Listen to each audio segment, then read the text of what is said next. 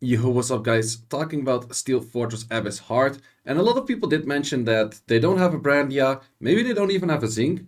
And what are the replacements then? Like, there's actually a whole bunch of replacements that you can do at that moment. Some people just like to go for the Crow for damage, don't really like that option. There's a few better options there, and we're gonna talk about those. But we're also gonna go for the lowest rune requirements possible because I'm on my ult.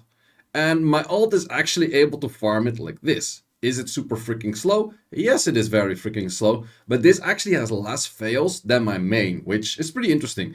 Also, my main, I did switch one thing. I switched from the Ken towards an Igar, which has like the backup buff blocker as well. But yeah, I was like, I was trying to think like, I should make a team for my alt as well to run this kind of stuff and then see where we go from there. And maybe I should get the skill ups for the Igars, so I started fusing a bunch of Igars. I also was leveling up. Well, literally, these two, well, actually, Igar as well, were like literally leveling up here. That's how lazy I was, but that's how good it is. The Panda actually S3 does damage on enemy debuff, so that definitely does work for this as well. You could say like, oh, I put in a friend on the Panda spot, but I definitely do think that a Panda does a lot more. And like I mentioned, this team doesn't fill, and the Panda gives that many debuffs, including cleansing, attack break, everything. That just makes it very solid as a general unit in there. Plus, it has the death break, so a whole bunch of good things for that one.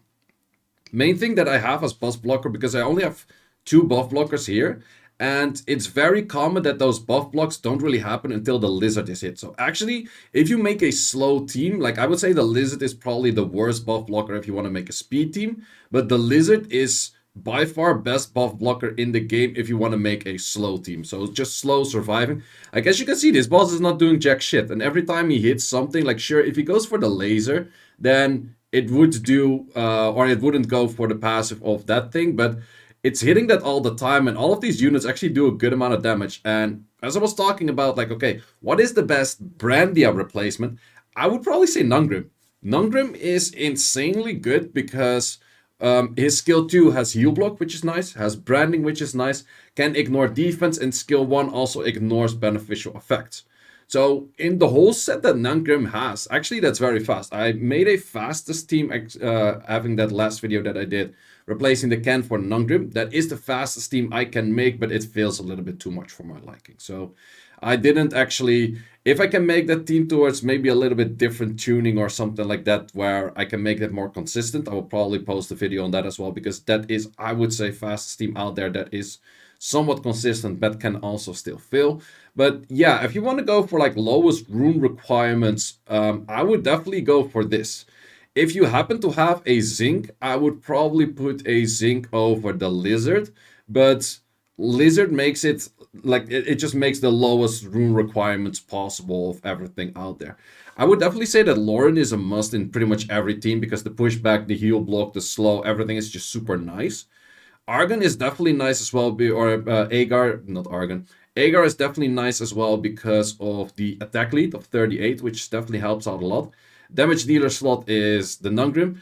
And the Panda's kind of like a debuffer slash healer slash armor breaker slash everything. Armor breaker doesn't really need it too much, but that Panda Supremacy, that skill 3 is definitely very strong. So, okay, we have one unit dying, and let's see how that goes from here. So in this case, we have the glancing, we have the attack break. The moment that there's glancing and attack break, this whole boss is not doing jack shit. So we have one unit being dead, but you have the Nungrim damage just kicking in. You could say you go for things that make it faster, like a Rook on the Panda spot or anything like that. Yeah, if you have the runes to get away with that, sure.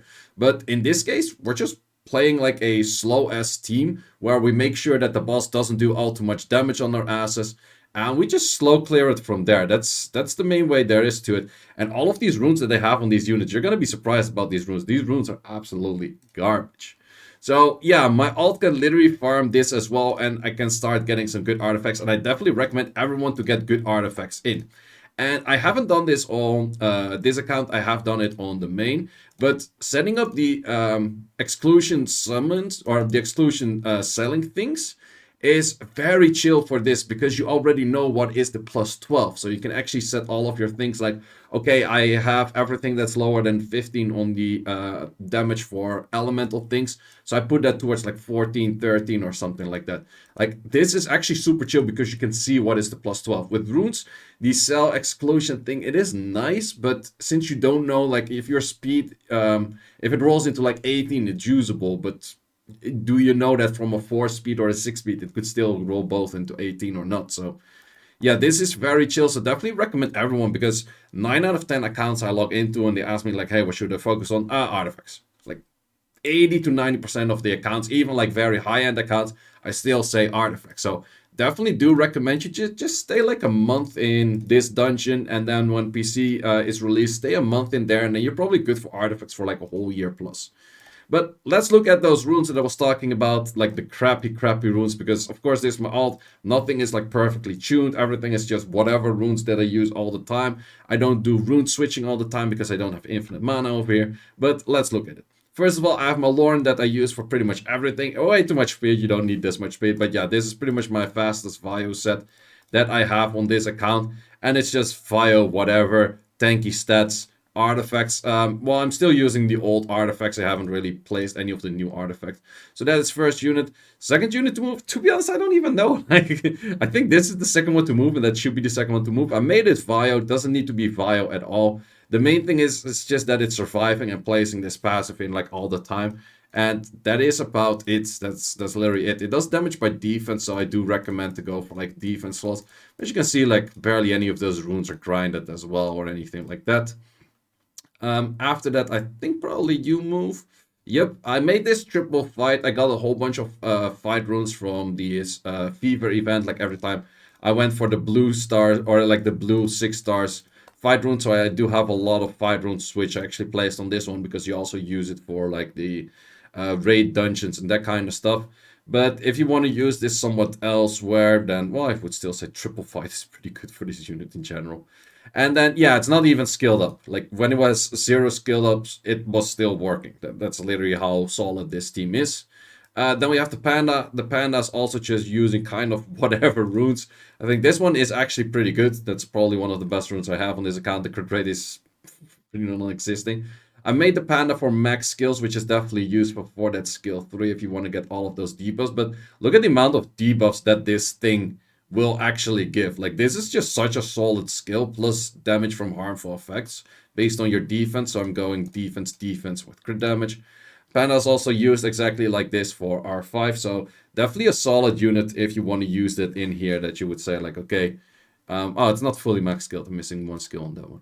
And now we have the Nungrim, and Nungrim just has to be like a little bit tanky-ish to survive, but as you can see, all of those runes are not even maxed out on the 1, 3, or 5 yet. They're barely grinded. And this thing was already doing a good amount of damage. So you just want to make sure that you have the 85 crit rate. I am not entirely sure what the accuracy is that you need for this boss. I do think it is 35. So if I want to use this skill properly with the branding and then the recovery, I would have to make this a little bit higher. But in this case, it's kind of fine. And I'm not even sure. Yeah, damage on wind. A little bit damage on wind. I actually use the artifacts to boost up the HP and defense because, well, the base stats on this one for attack are kind of okay, but for defense and HP is very low. So pretty easy to add those in. So yeah, that's pretty much all there is to it. So if you want to, like, the moment you want to speed this up, like comparing this team to my team that I showcased in the previous one, Nungrim would be replaced by a Brandia. I would still recommend to keep in the Eiger, and the moment that you have Zinc and Gina, you can play Zinc and Gina over those 2 slots. That's kind of how I run it right now. You could use something similar like this team as well. If you want to slightly speed it up, you can put like the Ken in the slot of the Panda. You can put a Zinc in the slot of the Panda. I wouldn't necessarily use Gina if you don't also have Zinc in there.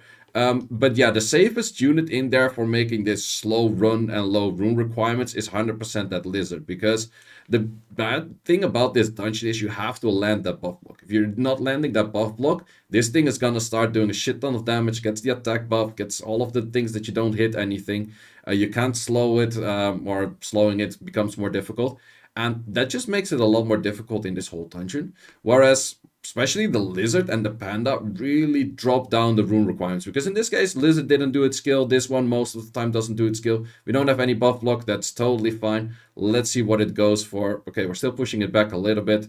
Is it going to take a turn? Oh, there we have the buff block already. So yeah, that's just the thing. Like, a lot of these teams tend to kind of fail the moment you don't land that buff block. In this case, this team, it's kind of fine. Plus, you have that vampiric state, which actually does give a decent amount of healing as well. If we see the Lorne damage, okay, Lorne has no damage whatsoever, so the healing over time is pretty much the most healing she gets. But also, like, I see a lot of people like, oh, I gotta use Fran for safety. No, don't use Fran, use the Panda. It's way better. Because Fran is nice for immunity and you don't get stunned and that kind of shit, but Fran S1 doesn't do anything. Fran S2 is also not that interesting. The Panda S3 does so much more work for just preventing like any damage on your ass because of the glancing, attack break, and everything. I would definitely put the Panda. Plus, Panda has pretty decent damage. Like, people underestimated the Panda damage that you can actually throw at it. So that is definitely my recommendation. If you're farming this and you're like, oh, I can't really farm this, my alt that is literally like, I'm not sure how many days we're at right now. How many days are we at? 85 days. Can farm this when the units were not even leveled. Like, the record run was pretty recently, but I started doing this when all of those 3 units were level 35. And I didn't really properly do anything for runes or like properly tuning or anything like that. I was just slapping some runes at it, see if I can farm it.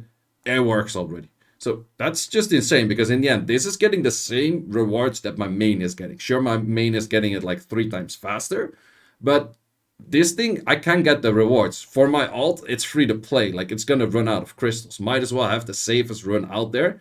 And I would definitely say that something like this is probably the safest run out there, because this literally, since I started farming this, and I think I did like 200 runs or something, it failed once. And on my main, I think it fails probably once in like every 2 sets of 30 or so. Or maybe a little bit more. But yeah, sometimes it does get a little bit close with a bunch of those stunners. You don't have like a super proper healer in there with that a friend might be. But yeah, as you can see, like as we also saw in like one of the earlier runs, as long as pretty much the Lauren survive, well, the main thing is Lauren has to survive, Lizard has to survive, Panda has to survive, and then you can probably clear it already. Like, the other 2 units are pretty much there to just speed it up. So those are also probably the easiest to replace. Like, if you want to replace something, start replacing those 2 units. But I would say Nungrim is very good. Like, Nungrim would be a nice addition. If they start adding like more 2As, I would definitely say that Nungrim 2A would be a very strong unit. And yeah, you have that attack buff, whole bunch of debuffs. He just starts hitting that ignored defense pretty often. That's just nice. So, yeah, that's my recommendation if you want to do a low rune requirement, easy team, full free to play. And this is the way to go. Guys, thanks a lot for watching. I see you as always in the next